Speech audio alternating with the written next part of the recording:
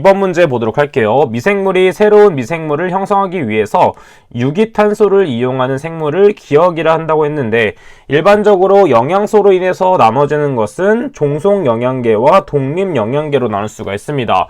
따라서 유기탄소를 이용하는 경우에는 어떤 영양계가 포함이 되냐면 종속 영양계가 포함이 됩니다. 그리고 영어로 작성한다면 헤테로트로픽이 되겠죠. 자, 그러면 유기탄소를 이용하지 않고 반대로 이산화탄소를 사용해서 영양분으로 섭취하는 것은 독립영양계 미생물로서 오토트로픽이 된다도 같이 정리해 주시면 되겠습니다.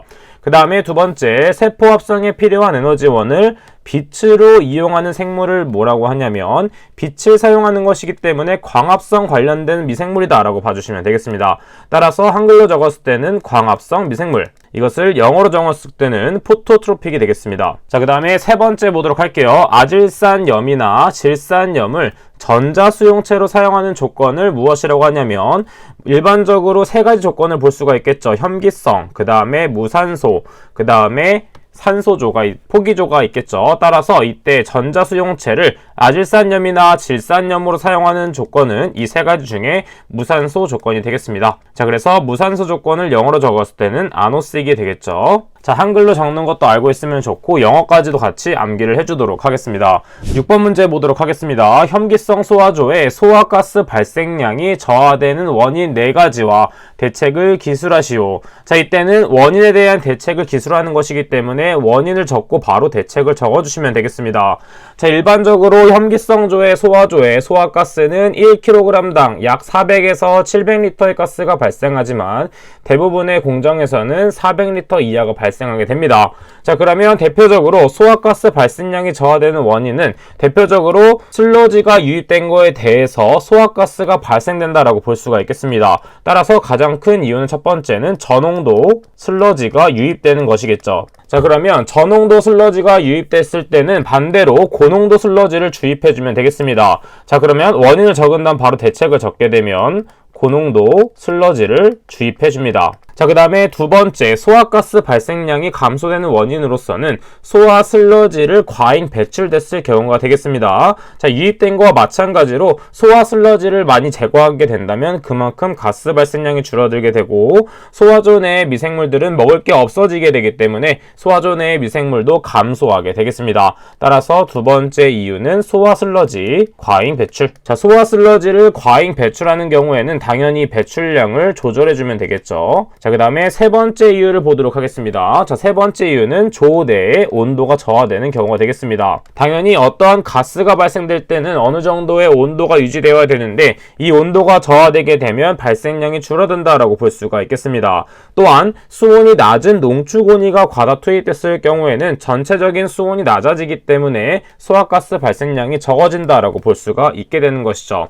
자, 그래서 소화가스 온도가 적어졌을 때는 온도를 올려주는 효과를 줘야겠죠. 자, 그래서 온도를 올려준다. 그 다음에 조내 온도 저하가 원인이 되었던 수온이 낮은 농축온이를 과다 투입했을 경우에 발생되기 때문에 농축온이, 즉 수온이 낮은 농축온이는 자, 웬만하면 투입하지 말고 수온을 좀 높은 녀석을 투입해주면 되겠죠. 자, 그 다음에 네 번째를 한번 보도록 하겠습니다. 자, 네 번째는 유효 용량의 저하가 있습니다. 자, 유효 용량이 저하됐을 경우에도 소화가스 발생량이 줄어들게 되고, 또한 조 용량이 감소하게 됐을 경우에는 스컷 및 토사 퇴적이 원인이 되기 때문에 준설해줘야 되겠죠.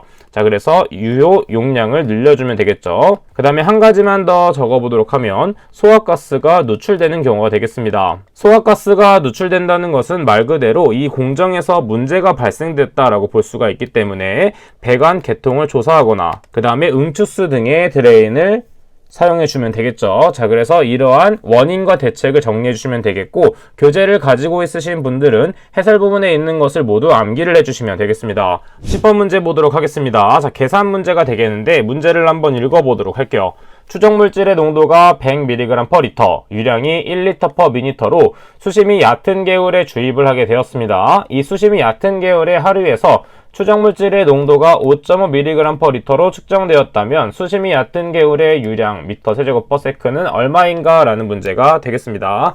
자, 지금 보게 되면 단 추정물질은 수심이 얕은 개울 자체에는 존재하지 않았다라고 볼 수가 있겠습니다. 자, 그러면 이렇게 개울이 존재하고 있다라고 봤을 때 추정물질을 여기다가 투입을 해준다라고 볼 수가 있겠죠. 추정물질의 농도는 100mg/L이고 유량은 1L/min로 유입을 했습니다. 자, 그런데 이때 수심이 얕은 개울의 유량은 구해주는 것이기 때문에 Q값을 구해줘야 되는 것이고, 그 다음에 이때의 농도는 농도 C라고 보았을 때 존재하지 않기 때문에 0mg/L가 된다.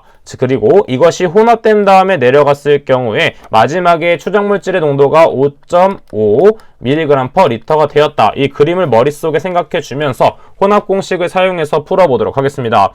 자, 혼합공식은 많이 나왔던 부분이기 때문에 정말 중요하고 반드시 암기하고 있어야 되겠죠. 자, 혼합공식은 어떻게 구할 수 있냐면 두 가지의 유량을 더한 것을 분모에 두고 그 다음에 농도 곱하기 유량, 그 다음 플러스 마찬가지로 농도 곱하기 유량을 해주면 되겠죠. 자, 이때 숫자 1을 추정물질, 자, 숫자 1을 수심이 얕은 개울로 놓고 보도록 하겠습니다. 자, 이때 혼합 농도가 5.5mg/L이기 때문에 Cmax는 5.5를 대입해주면 되겠죠. 자, 그 다음에 Q1은 유량이 1L/min이기 때문에 일단은 L/min 단위로 그대로 대입을 해보도록 하겠습니다. 자, 그래서 1 대입해주면 되고 Q2는 우리가 구해야 되는 것이기 때문에 미지수로 두도록 할게요. 그 다음에 농도는 100이었기 때문에 100 곱하기 1, 그 다음 플러스, 그 다음에 C2의 농도는 0 곱하기 Q2가 됩니다. 자, 0 곱하기 Q2는 0이 되기 때문에 1 플러스 Q2분의 100이 된다라는 걸 알 수가 있겠습니다.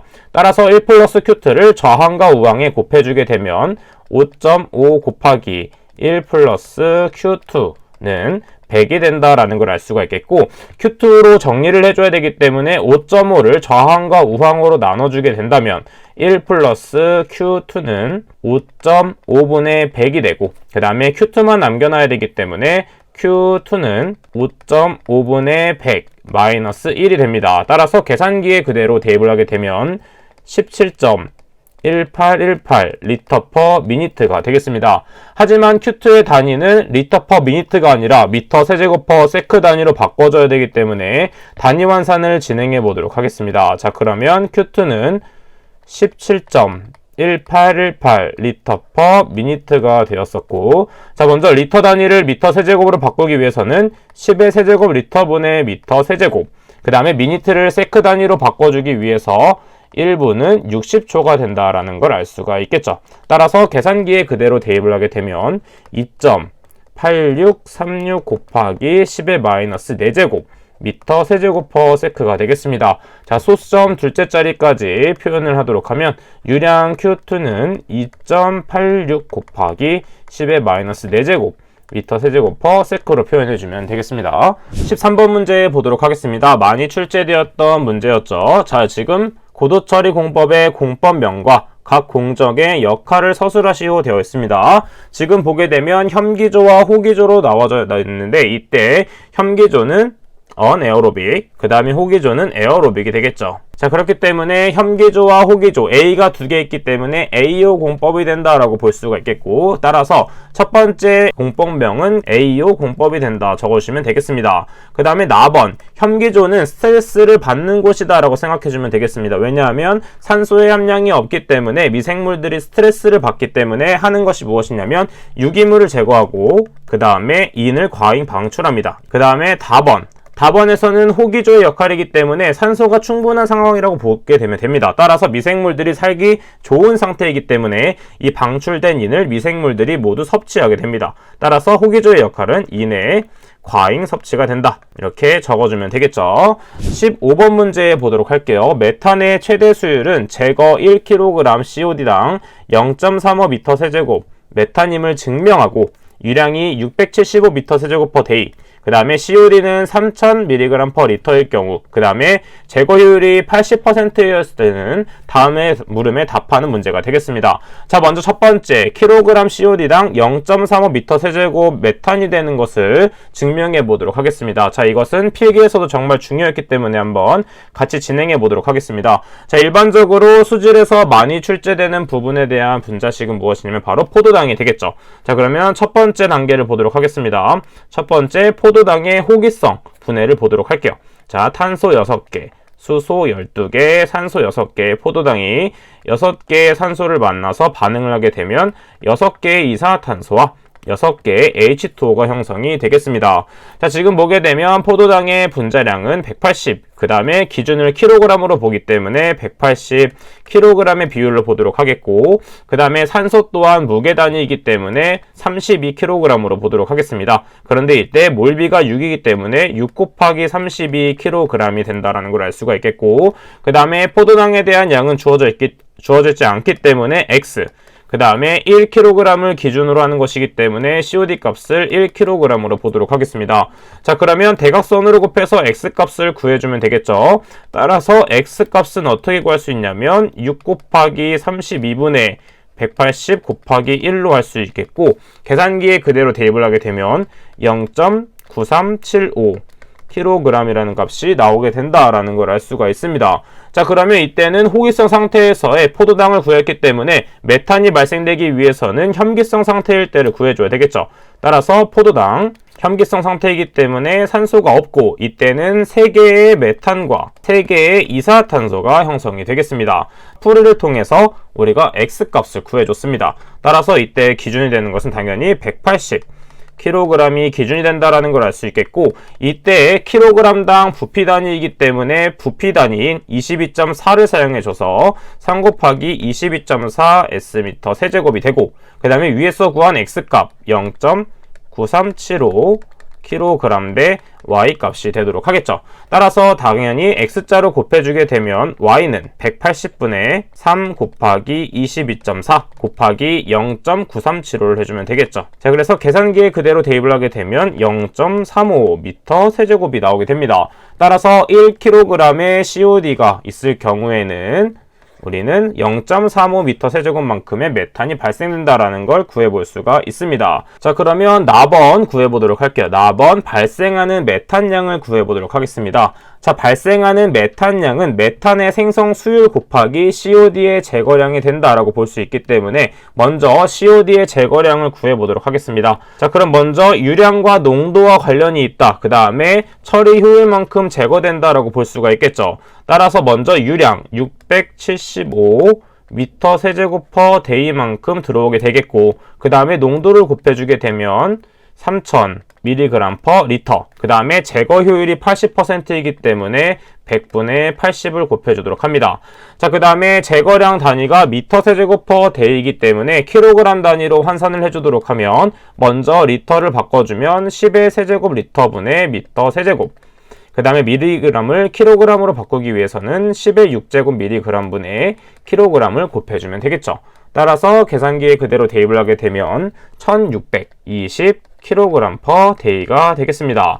자, 그러면 COD 제거량을 구해줬기 때문에 여기서 우리가 생성 수율을 곱해주면 되겠죠. 따라서 1620kg per day 곱하기 1kg의 COD당 0.35의 메탄이기 때문에 1kg의 COD당 0.35m 세제곱의 메탄이 발생이 되겠죠.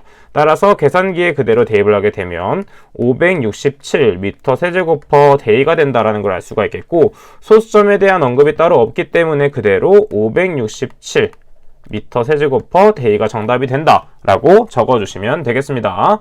자, 그러면 2022년도 1회차 기출문제는 여기까지 풀어보도록 할게요. 저는 그럼 다음 시간에 뵙도록 하겠습니다. 감사합니다.